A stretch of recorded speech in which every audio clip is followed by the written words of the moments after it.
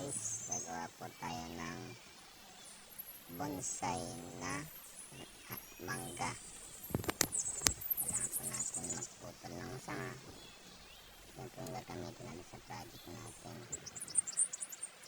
Yan, tapos yung mga sanga tanggalin po natin. Tapos yung pinaka ugat mga tangkay nito dapat yan kasi magmumula yung mga sanga. Tapos itong isang soft drinks ang kailangan. Hindi natin alam kung mag-isa ito, pero subukan natin. Yan, isang baso na transparent. Dito na lalagyan natin yung soft drinks.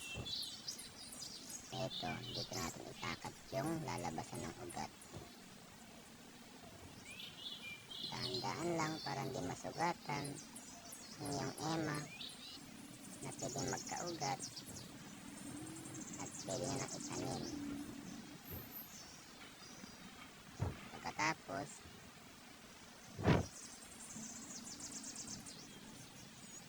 lagyan natin ang soft drinks para magkaugat.